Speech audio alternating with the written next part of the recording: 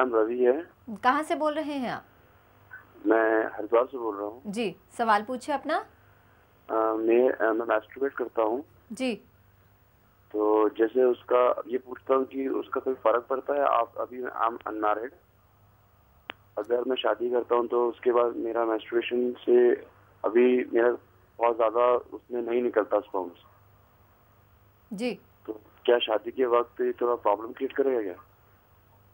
देखिए, एक psychological disorder है। अपने दिमाग की एक एक्सरसाइज को, उसको जो एक डिज़ायर होती है उसको पूरा करने के लिए, दिस इज़ एन एक्सरसाइज।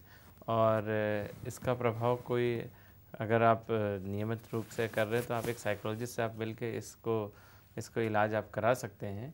और अगर आप ज़्यादा इन सब चीज़ों में आप ज़्यादा विलीन हैं तो फिर डेफिनेटली आप साइकोलॉजिस्ट से एक बार कंसल्ट कर लीजिए, और इसका कोई ऐसा बुरा प्रभाव आपके मैरिज लाइफ पे नहीं पड़ता है। जी, बुरा प्रभाव नहीं पड़ता है, पर हम उस प्रभाव की बात करें जो घर का एम्बियंस आपके जिस्मानी रिश्तों पर डालता है। और कौन सी चीज़ें हैं, क्या घर में जो एनवायरनमेंट है, आपस के रिश्ते हैं घर में, सिर्फ हस्बैंड वाइफ के नहीं, सिर्फ कपल्स के नहीं, बाकी लोगों के अलावा वो रिश्ते, वो एम्बियंस जो घर में क्रिएट होता है, वो कितना इम्पैक्ट करता है? ये बात बिल्कुल सही है। देखिए, अगर हम एक नॉर्मल से कपल की बात करते हैं जिसमें हस्बैंड बाहर जाता है, ऑफिस से आता है, और वाइफ घर में रहती है और घर को संभालती है, हम अगर इस प्रकार के कपल की बात करें तो जब हस्बैंड घर में आता है उसे दो तरीके के माहौल मिल सकते हैं। एक तो वो आया और आते ही उसकी वाइफ ने शिकायतों का सिलसिला चालू किया कि आज मेरे साथ ये हुआ, सुबह ये हुआ, सास ने ये कहा, ससुर ने ये कहा, बच्चों ने ये किया। मतलब घर में भी आके अगर उसको वही किचकिच ही सुननी है, शायद दूसरे फॉर्म में, लेकिन सिर्फ, तो फिर उसका वो जो मूड जो थोड़ा घर में आके अपने बीवी बच्चों के साथ टाइम स्पेंड करने का था वो ख़त्म हो जाता है। उसे ऐसे लगता है घर में भी वही स्ट्रेसफुल माहौल है। दूसरी तरफ एक आदमी घर में आता है और उसको घर में शांत माहौल मिलता है, या खुशनुमा। शांत का मतलब ये नहीं है कि सब लोग बिल्कुल चुपचाप बैठे हैं, शांत मतलब बात भी ना करें। जी हाँ, शांत का मतलब है कि खुशनुमा माहौल है, सब लोग आपस में एक दूसरे से खुश हैं, मतलब एक जॉली मूड क्रिएट होता है। तो अपने घर में बीवी बच्चों के साथ आके अक्सर करके आदमी जो है अपनी बाहर की परेशानियां बाहर ही छोड़ देता है, और जब वो परेशानियां बाहर छोड़ देता है, स्ट्रेस भी उसका दिमाग हो जाता है, तो फिर अपने आप ही थोड़ा सा वो अपने पत्नी के संबंधों की तरफ झुकाव महसूस करता ही है। जी।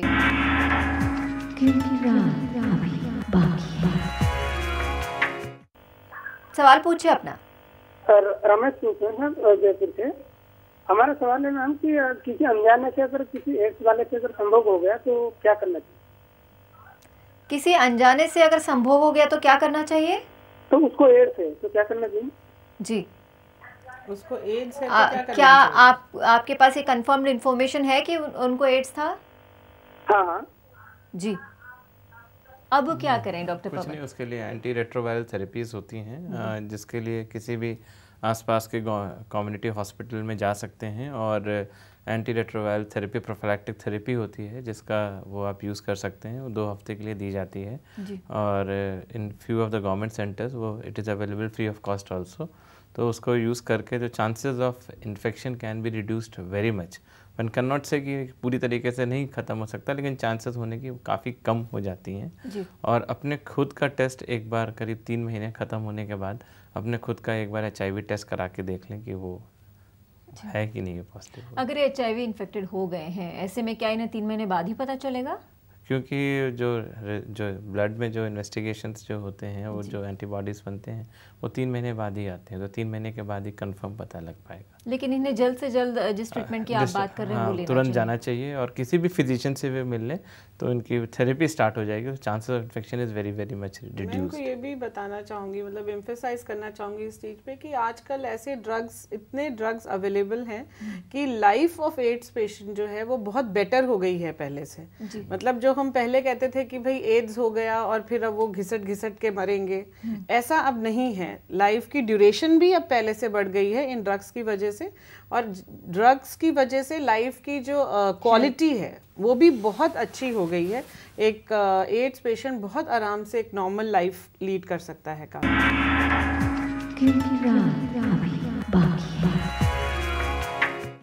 बलदेव जी, सवाल पूछे अपना। ऐसा है डॉक्टर साहब, मेरी उम्र है 62 जी। तो मेरा पार्टनर मेरे से थोड़ा अवॉइड करता है, क्यों थोड़ा भक्ति तरफ ज्यादा चला गया, सत्संग ज्यादा करता है जी, तो मिलने की कोशिश नहीं करता, मैं क्या करूँ? एज कितनी है उनकी? 58। कितने समय से ये दिक्कत आप महसूस कर रहे हैं? 10 साल से। देखिए बहुत ही लाइक एक एस्पेक्ट है जो अगर हम लोग इम्पोर्टेंट एस्पेक्ट है जो नजरअंदाज होता है, इस पर बात बहुत कम होती है। देखिए 42-43 इयर्स की जो एज है उसमें जनरली ऐसा होता है कि फीमेल मीनोपॉज की जो प्रोसेस है वो स्टार्ट हो जाती है। मीनोपॉज में जो फीमेल को सेक्सुअली एक्टिव रखने वाले जो हार्मोन्स होते हैं वो कंपैरेटिवली उसकी डेफिशिएंसी होनी शुरू होती है और सेसेशन हो जाता है मेंस्ट्रुअल साइकिल का। यानी कि बायोलॉजिकली फीमेल जो है वो सेक्सुअली एक्टिव बायोलॉजिकली इतनी नहीं रहती है।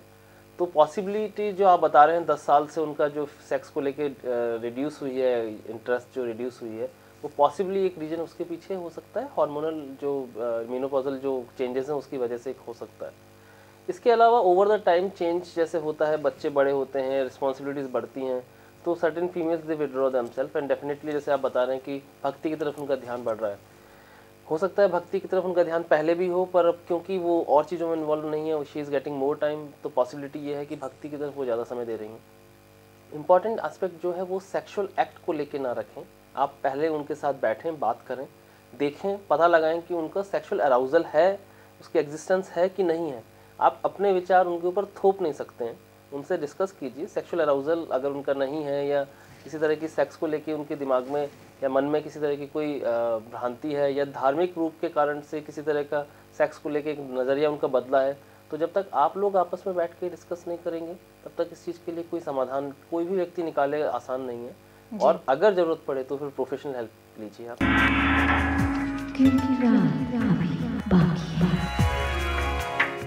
मैंने ऐसा था कि मुझे डॉक्टर साहब मुझे शीघ्र वतन की जरा प्रॉब्लम है मुझे पहले से ही जी। मैं शादीशुदा हूँ जी।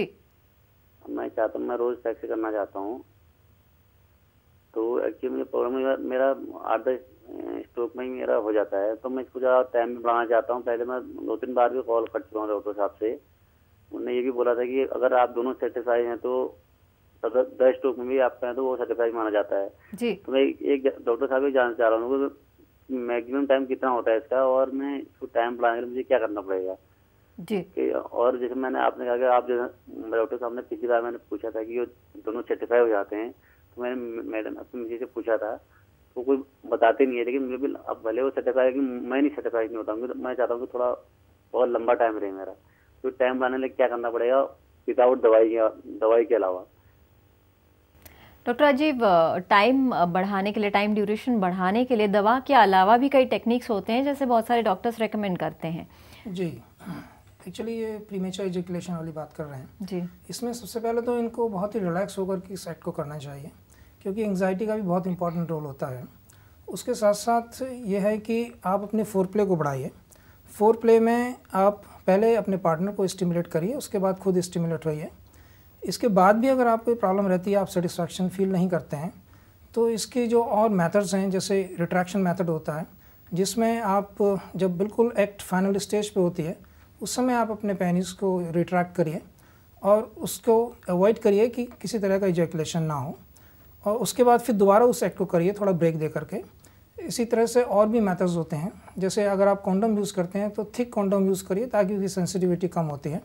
कोई लोकल एनेस्थेटिक जेल्स वगैरह भी आप यूज़ कर सकते हैं, लेकिन सबसे इंपॉर्टेंट रोल इसमें फोर प्ले का होता है। फोर प्ले अगर आप बढ़ाते हैं तो आपको डेफिनेटली इसमें उतना ही प्लेजर मिलेगा जितना आप चाहते हैं।